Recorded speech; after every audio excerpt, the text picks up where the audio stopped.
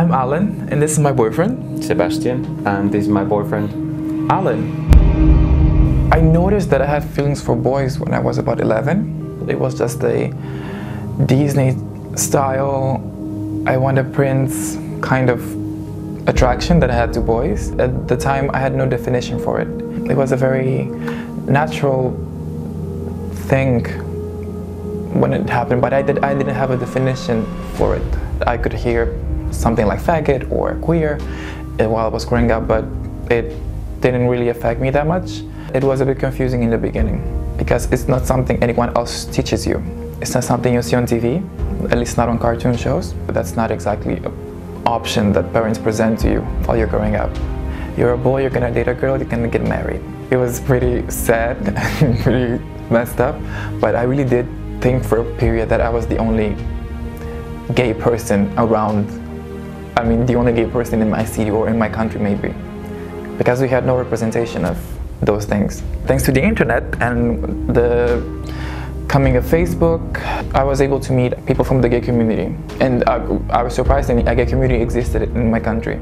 They're your doctors, they're your teachers, they're your church members. If I could be born again and I would have been given the choice, I would choose to be straight, simply because it would be easier.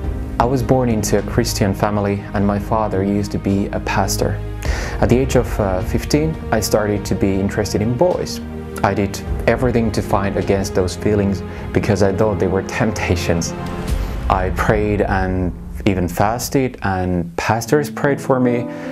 The steps of conversion didn't fix the image of my sexuality, but painted a masochistic picture about God.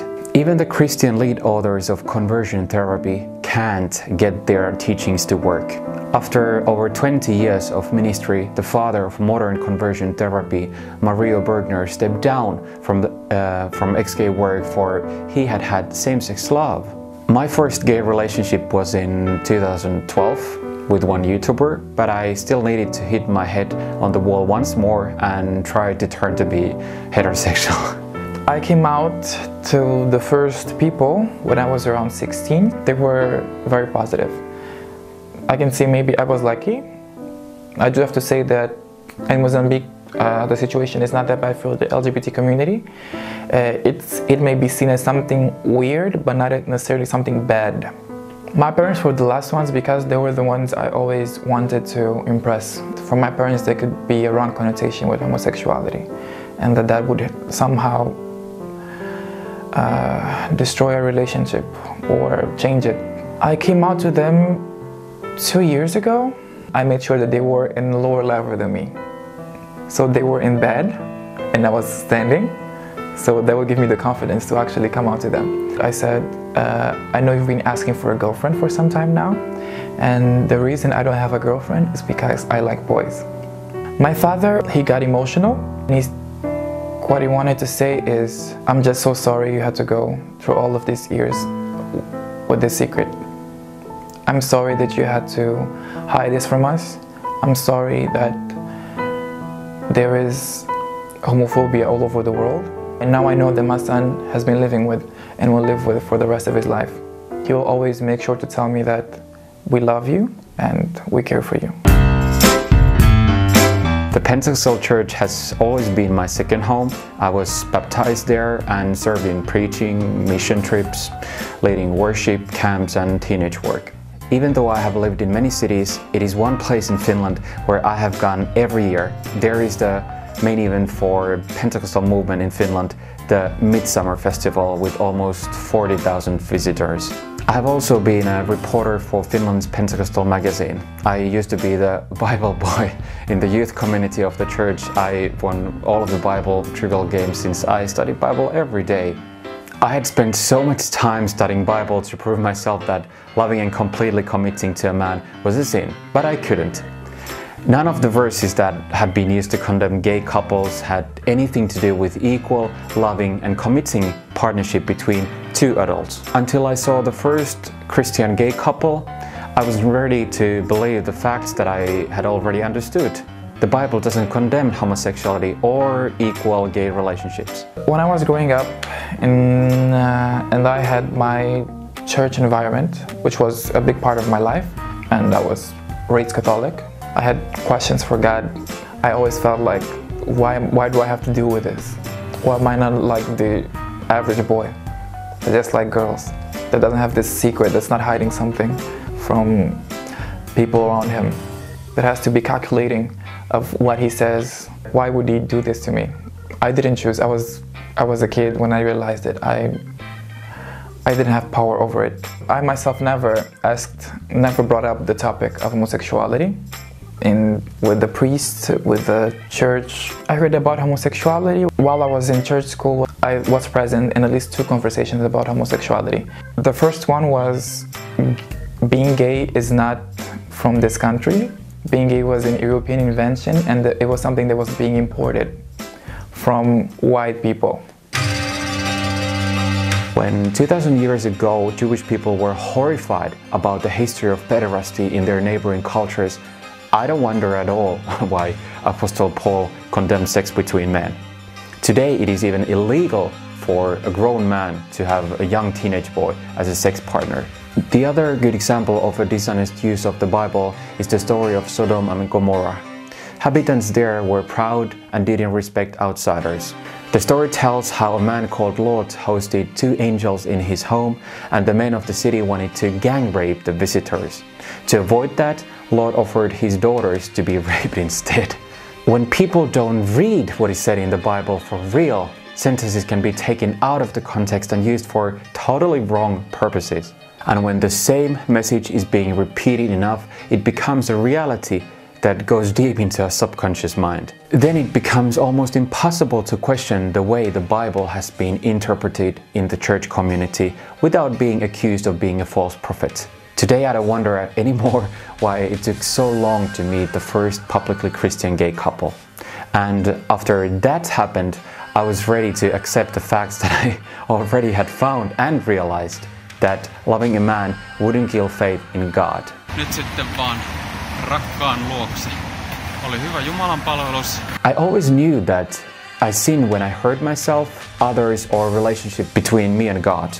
From that understanding, I never really got it why committing to the same-sex partner would be bad if I think any of these 3 perspectives.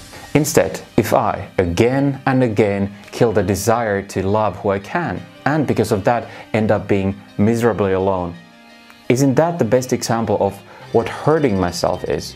In Pentecostal churches, we were ready to accept female priests, even though Bible says that women should be silent in the congregation. We did that for we finally took into consideration the culture and the context where the Bible was written. Could we finally interpret the Bible the same way when it comes to homosexuality? And that this wouldn't go too heavy, let us tell now our story. We first met about a year ago. At the University of Oulu. Somewhere in the hallway. We spoke a bit and we exchanged numbers.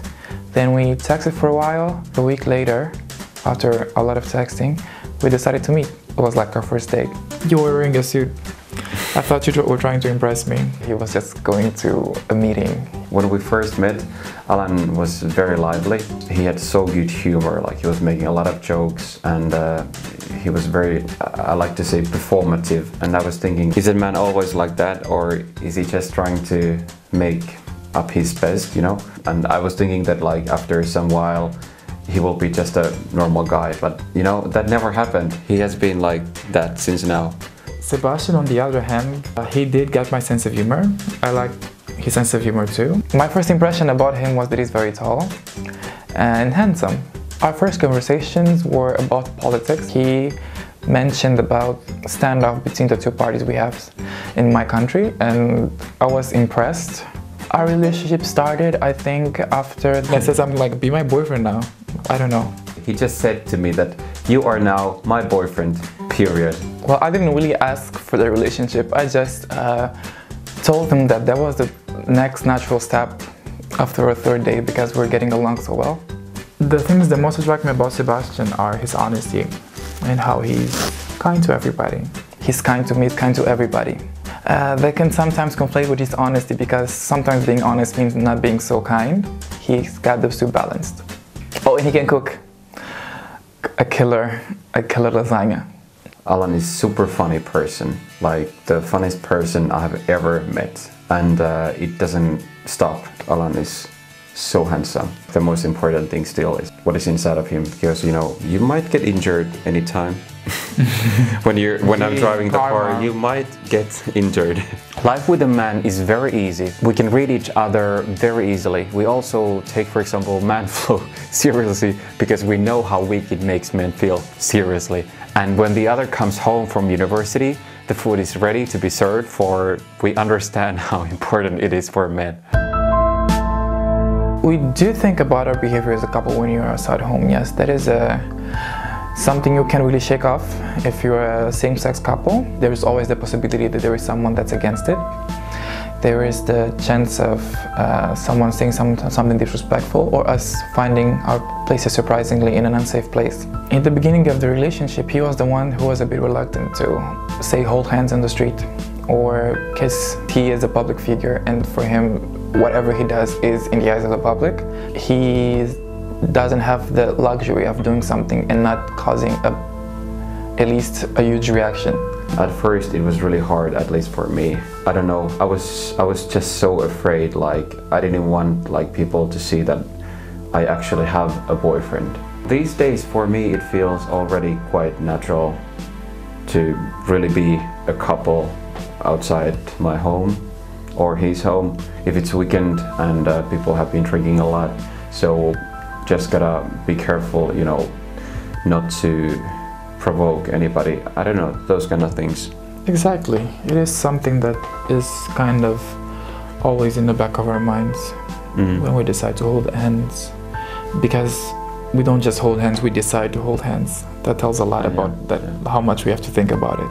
Yeah. Well, less here than in some other countries, but we still do have to think about it. I think most of the people accept, like, you know, gays as humans, but they condemn like gay relationships. That is not very logical. If you admit that it's okay to be gay, I think you should also admit that it's okay to actually love the person you feel natural to love. I'm really sad that so many Christian gays need to question their nature, belief, and their place in the community. Last summer, church members in our family celebration talked behind our backs that our place is in hell.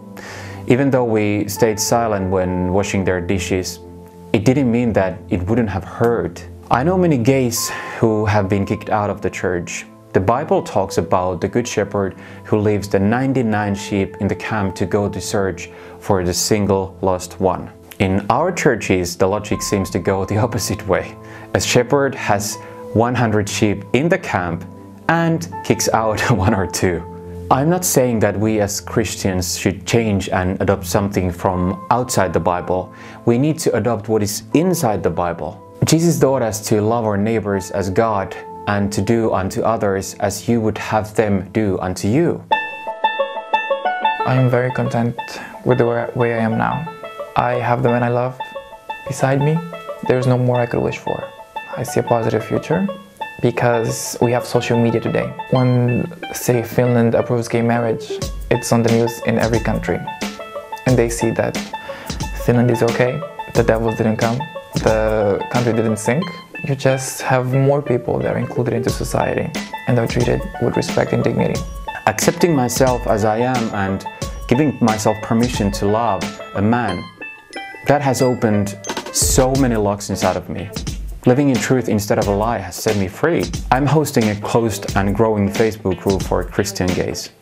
I believe that soon we will not be thrown in the dark anymore because we are starting to become visible. That is what I did today, as an example.